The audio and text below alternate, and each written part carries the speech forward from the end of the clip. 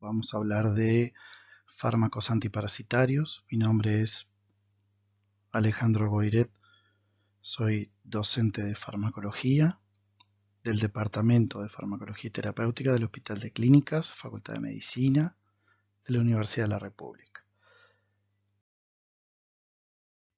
Bien, como para comenzar un poco sobre la importancia del tema, es importante decir que tenemos que ver aspectos epidemiológicos como la incidencia de las enfermedades parasitarias y sus consecuencias. Recordar a grandes rasgos, ¿verdad?, que se asocian mucho con condiciones ambientales adversas, como guerras, corrientes migratorias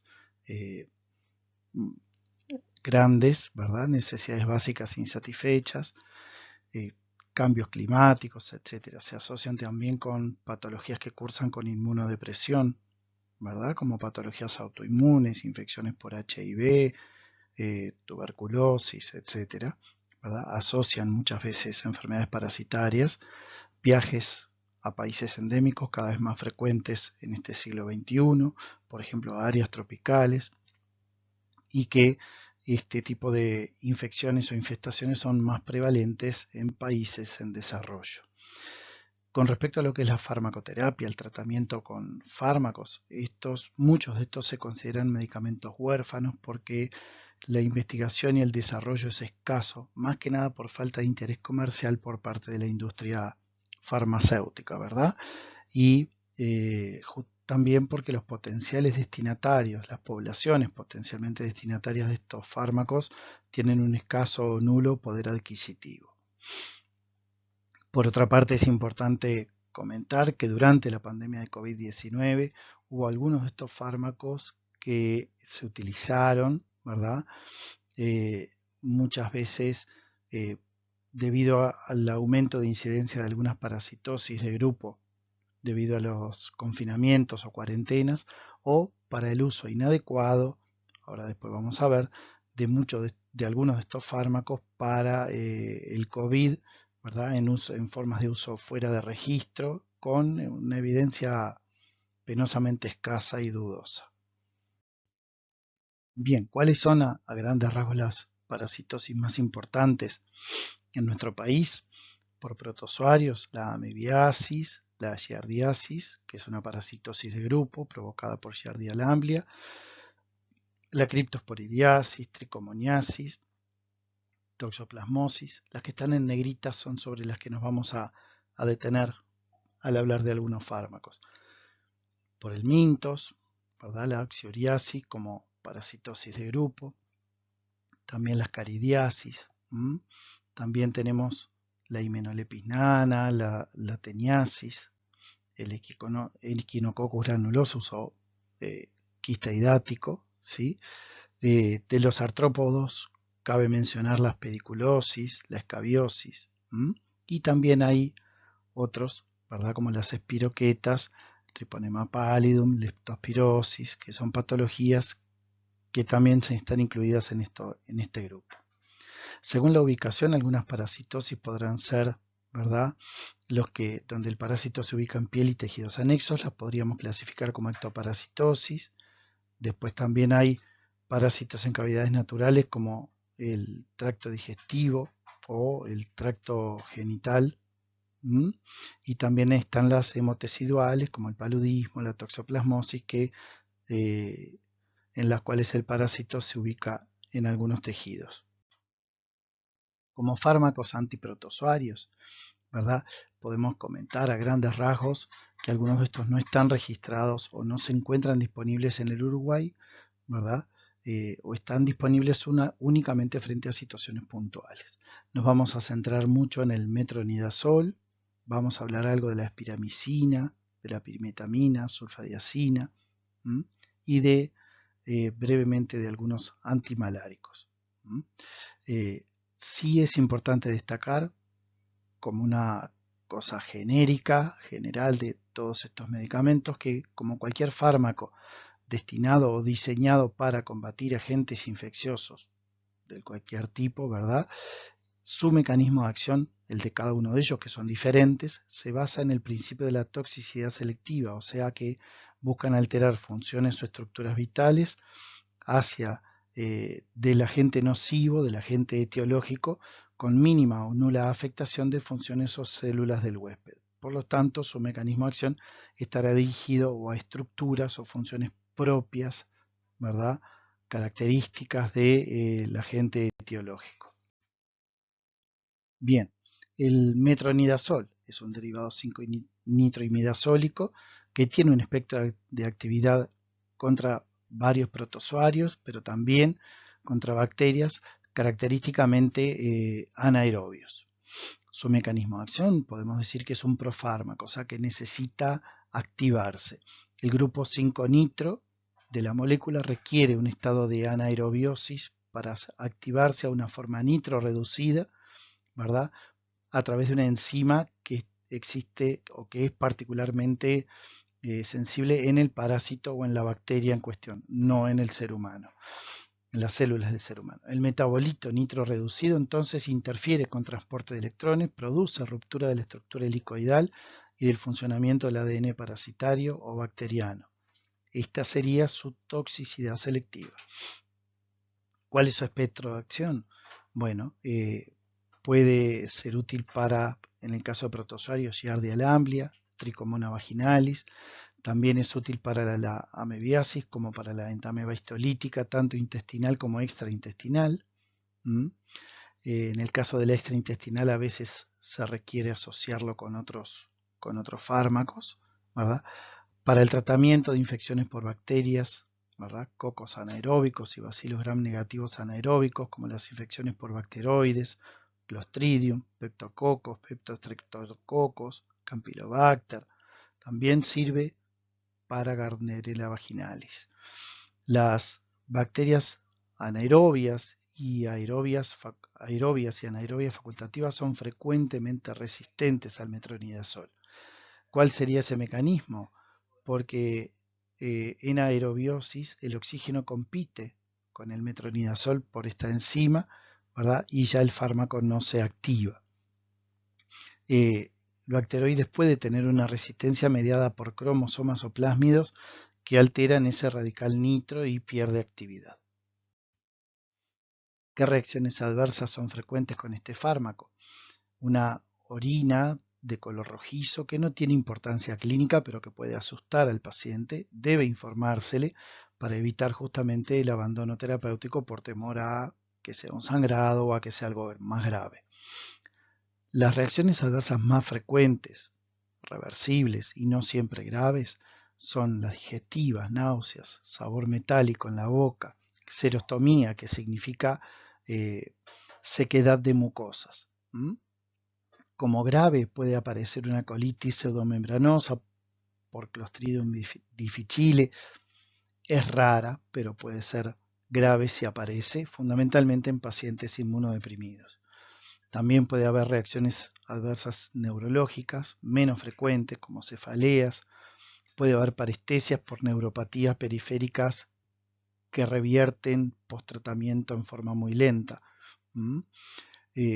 Pero más raramente puede aparecer incoordinación, ataxia. Podría llegar a producir convulsiones, más que nada en pacientes predispuestos. En lo hematológico puede producir neutropenia. También, en forma muy rara, poco frecuente, puede haber síndrome de Stevens-Johnson, que es una patología muy rara, pero muy grave, con afectación cutánea multiorgánica, que amerita tratamiento en ámbitos especializados como centros de quemados o de tratamiento intensivo, porque el paciente pierde piel. Se prefiere evitarlo en el primer trimestre del embarazo porque si bien no hay datos en humanos, sí se han observado efectos teratógenos en animales y se aconseja interrumpir la lactancia hasta 48 horas después de haber terminado su uso. Las interacciones más importantes de este antibiótico o de este fármaco son, por un lado, con el alcohol etílico, el famoso efecto antabús o disulfirámico, derivado del uso del disulfiram, un producto que se utilizaba antes, hace un tiempo, para reproducir un cuadro de mala tolerancia en alcohólicos para favorecer la abstinencia. Este fármaco, ¿verdad?, inhibe la aldehído deshidrogenasa hepática, produciéndose acumulación de acetaldehído justamente proveniente del alcohol etílico, ¿verdad? Esto dura hasta 48 horas después del tratamiento. ¿Qué significa esto clínicamente? Que al ingerir este fármaco junto con alcohol etílico va a aparecer un cuadro clínico de confusión, de desasosiego, excitación, vértigos, cefaleas, náuseas, rubor facial, vómitos, disnea, visión borrosa, síncope. Obviamente un cuadro muy molesto que lleva que, si bien puede llegar a requerir un tratamiento de emergencia, en general no es grave, es reversible, ¿verdad? Pero que puede ser de muy difícil tolerancia para el paciente. Inhibe también el metabolismo de warfarina y de otros fármacos. Esta es otra interacción importante porque su metabolismo es un fármaco metabolizado a través del citocromo P450, ¿verdad? Y por ahí puede haber interacciones con warfarina, que es un anticoagulante oral, y con otros fármacos como puede ser antifúngicos o algunos otros antibióticos, ¿verdad? Y puede potenciar su efecto. A su vez, su metabolismo es aumentado, ¿verdad? O sea, disminuido su efecto por inductores del citocromo como el fenobarbital, la prednisona, o también disminuido por inhibidores del citocromo con una probable mayor neurotoxicidad. Con respecto a su farmacocinética, tiene una buena absorción oral, se puede usar por vía intravenosa también, ¿verdad? Alcanza concentraciones bactericidas, ¿verdad? En las secreciones, en el líquido seminal, pleural, biliar, en los tejidos pélvicos, en abscesos hepáticos, en el hueso y en el sistema nervioso central. Por lo tanto, es útil también para algunos casos de abscesos cerebrales. Tiene un metabolismo hepático, como ya dijimos, con metabolitos activos, una vida media de aproximadamente 8 horas. Su eliminación es mayormente por metabolismo hepático, pero también por orina. Así que hay que reducir o ajustar la dosis tanto en insuficiencia hepática como en insuficiencia renal. Se utiliza principalmente para el tratamiento de infecciones anaerobias, tanto intestinales como pelvianas, abscesos cerebrales, osteoarticulares, endocarditis bacterianas resistentes a penicilinas, muchas veces asociado a otros fármacos, vaginosis bacterianas, y ahí puede ser tanto por vía sistémica como por vía tópica. Se utiliza asociado con macrólidos e inhibidores de la bomba de protones para la erradicación del Helicobacter pylori. Se administra por vía oral en comprimidos de 500 miligramos. Hay solución oral también de 125 o 200 miligramos cada 5 mililitros. Se utiliza también por vía intravenosa o por vía local en óvulos combinados, en crema, en loción. A modo orientativo, para la tricomoniasis, la dosis habitual es 2 gramos por vía oral en dosis única, asociando tratamiento a la pareja y tratamiento local, por ejemplo, ¿verdad? Con óvulos en la mujer, óvulos intravaginales. En el caso de la giardiasis, la dosis en adultos será de 500 miligramos cada vía oral cada 8 horas por 7 días. En niños, la dosis será de 5 miligramos por kilo día en 3 dosis, ¿verdad? Dividido en 3 dosis, o sea, cada 8 horas por 7 días. Siendo, recordar que es muy importante en el tratamiento de la giardiasis por la alta incidencia de reinfecciones, el tratamiento grupal familiar concomitante. Familiar en el caso de una, ¿verdad? De una familia, o grupal en el caso de, por ejemplo, niños que vivan en conjunto en guarderías, en lugares con otros niños con los que tengan contacto. Para la toxoplasmosis, rápidamente, vamos a hablar de la pirimetamina con sulfadiazina. Son fármacos que se utilizan combinados, son inhibidores secuenciales de 2 pasos secuenciales del metabolismo del ácido fólico microbiano, con inhibición de la síntesis de ácidos nucleicos y de la duplicación celular parasitaria. Son similares químicamente al cotrimoxazol, si bien para la toxoplasmosis esta combinación de pirimetamina con sulfadiazina ha demostrado ser mucho más activa que el cotrimoxazol. Tiene reacciones adversas frecuentes, digestivas, náuseas, vómitos, diarrea, hematológicas, puede haber leucopenia, puede haber trombopenia, un poco de anemia, fundamentalmente cuando el uso es prolongado. Puede haber reacciones cutáneas de tipo prurito, ¿verdad?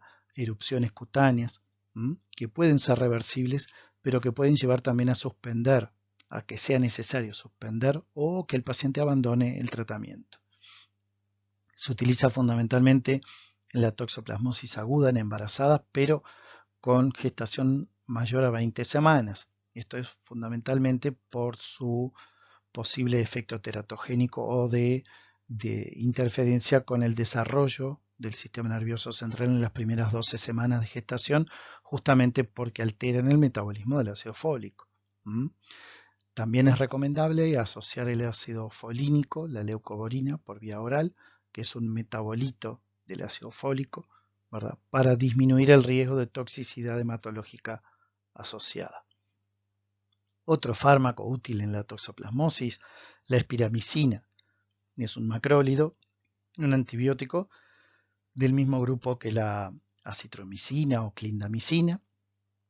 Se utiliza específicamente para toxoplasmosis, fundamentalmente porque se concentra en placenta, está comprobado que disminuye la transmisión vertical y no hay demostrado para nada efectos adversos ni de teratogenia ni de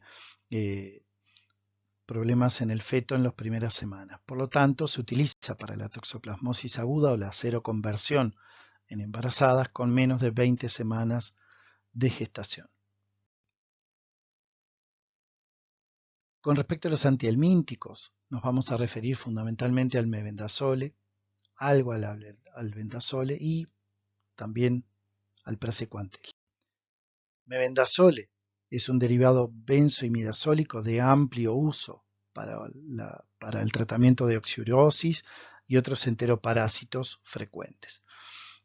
Produce una parálisis y muerte del helminto porque inhibe la tubulina, que es una proteína contráctil del parásito, que es la que le permite el movimiento, ¿verdad?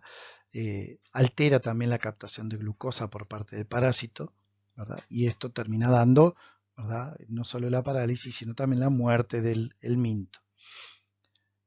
Mebendazole típicamente tiene una nula o muy escasa absorción por vía oral, lo cual significa desde el punto de vista farmacológico que es casi como un tratamiento intraluminal, ¿verdad?, local, intraintestinal. Consecuencia de esto, es muy útil para las helmintiasis entéricas, no sirve para helmintos tisulares, su dosis no requiere ajuste por edad o falla renal o hepática, ¿verdad? Por tanto, en niños podremos prescribir la misma dosis que en el adulto, y los efectos adversos sistémicos son escasos. Náuseas, vómitos, diarrea, habitualmente de poca entidad, reversibles. Se utiliza para el tratamiento de los oxiuros, de las caridiasis, de la trichuria, ¿verdad? La dosis por vía oral, por ejemplo, para la oxiurosis, es de 100 miligramos cada 12 horas por 3 días. Hay comprimidos, hay suspensión para uso oral, que es frecuente la necesidad de que haya que repetirlo a los 7 días. Y recordar también en oxiuros que hay que hacer un tratamiento grupal y o familiar. El albendazole es otro derivado benzoimidazólico, similar al mebendazole, pero con una mayor absorción sistémica que mebendazole, metabolismo hepático, ¿verdad? Es útil en el tratamiento médico de algunas formas de hidatidosis, pero requiere un tratamiento prolongado, por lo tanto hay mayor riesgo de que existan reacciones adversas hematológicas como leucopenia, toxicidad hepática o caída del cabello.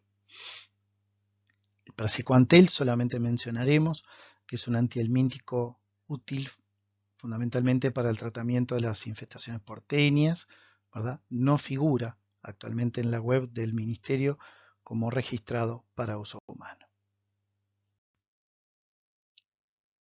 Por último, así como para ir terminando, los antimaláricos, como la hidroxicloroquina, solo mencionaremos que su mecanismo de acción no está del todo claro, tienen reacciones adversas frecuentemente digestivas, hematológicas, típicamente pueden dar una neuropatía oftálmica, Por lo tanto, el uso prolongado de este fármaco para el tratamiento de la malaria, en algunos casos, en algunos países donde es altamente prevalente, requiere un control oftalmológico.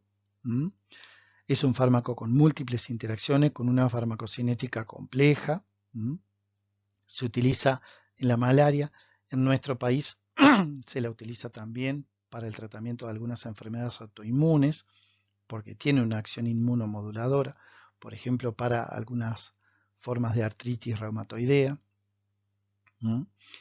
Y me interesa recalcar que este es uno de los fármacos que durante la pandemia de COVID-19 fue mal utilizado para prevenir, puesto ahí entre comillas, formas graves de la enfermedad, en el supuesto de que el uso de este fármaco haría menos riesgoso el pasaje a las formas moderadas o graves del COVID, lo cual no fue bien demostrado. Eran estudios surgidos en poblaciones asiáticas con pocos pacientes, con una metodología de seguimiento y de calidad muy deficiente, con una seguridad, o sea, reporte de reacciones adversas muy deficiente, ¿verdad? Y en unas condiciones y dosis que eran fuera de lo autorizado, con un mal registro, como ya dijimos, de los eventos adversos durante los estudios, y estudios de un seguimiento relativamente corto. Sin embargo, esto determinó que fuera usado por muchas personas, incluso hasta mal, también irracionalmente, como forma de prevenir el contagio. Antiectoparasitarios, ¿verdad? Veremos aquí los piretroides, la permetrina fundamentalmente, son derivados organofosforados. Remitimos a las instancias de de lo que tiene que ver con la neurotransmisión colinérgica para su mecanismo de acción. Fundamentalmente inhiben la acetilcolinesterasa parasitaria, con lo cual hay parálisis del parásito. Se utiliza fundamentalmente en lociones de uso tópico para el tratamiento, ¿verdad?, de la pediculosis, y también podría ser una alternativa para como escabicida. Uno de los inconvenientes que tienen estos productos es que son frecuentemente producen reacciones adversas en piel, de tipo hipersensibilidad o de tipo prurito, ¿verdad?, que llevan a que la gente abandone el tratamiento o requieran un tratamiento de esa reacción adversa.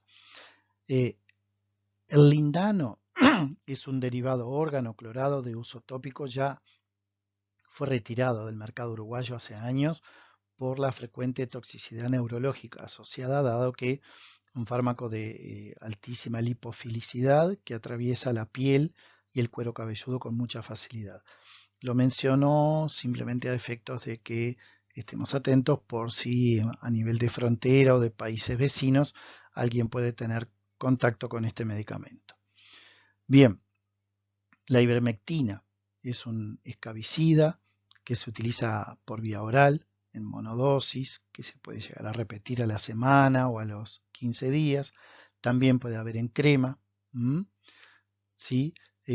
También se lo utiliza en loción al 0,5% como pediculicida. Este es otro fármaco que fue mal utilizado durante la pandemia de COVID. Su mecanismo de acción es el de provocar aumento de la permeabilidad iónica, fundamentalmente de cloruro del parásito, con parálisis y muerte, ¿verdad?, de los mismos, fundamentalmente a nivel de la escabiosis. Mata las hembras que están en sus cavernas en la piel. Su uso también aumentó mucho, ¿verdad?, durante la pandemia, no solo por ese mal uso como preventivo del contagio, sino también por una mayor incidencia de este tipo de parasitosis durante las etapas de confinamiento de la pandemia. También existen preparados en general magistrales de vaselina azufrada, como una emulsión con fines escabicidas para uso tópico, fundamentalmente en niños pequeños o en embarazadas, en las que el uso de los piretroides o de la ivermectina es riesgoso o está desaconsejado. Bien, aquí les dejo la bibliografía recomendada, Farmacología Humana, sexta edición Flores, y las bases farmacológicas de la terapéutica de Goodman, 13ª edición. Muchísimas gracias. Hasta pronto.